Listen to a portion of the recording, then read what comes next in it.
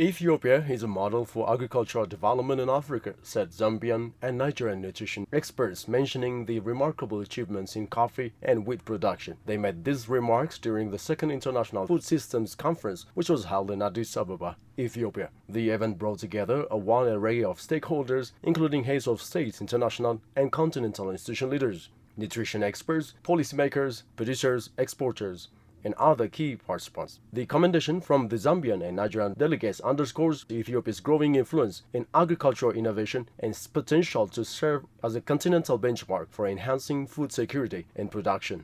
Speaking to Ethiopian news agency Montalga, Director General of Zambia's National Nutrition Commission highlighted the valuable lessons her country has drawn from Ethiopia's agricultural journey. She commended Ethiopia's success in increasing agricultural productivity, which has fueled export growth and strengthened economic resilience. Ethiopia is the biggest exporter of coffee in Africa. Zambia can learn from that because Zambia also produces coffee, but it's in small amounts.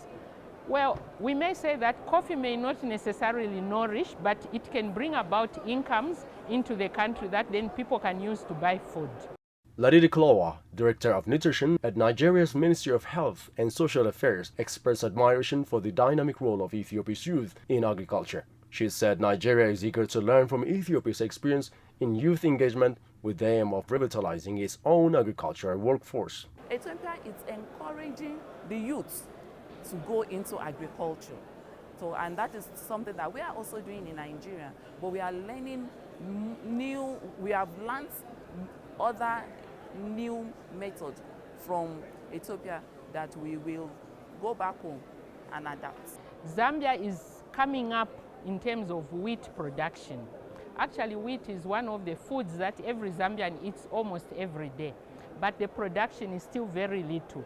So we can learn from what Ethiopia has done. We would like to be a big producer of wheat and also export. At the moment, we are importing wheat. So there's a lot that we can learn from what Ethiopia has done, because now Ethiopia is exporting, so we'd like to learn from that.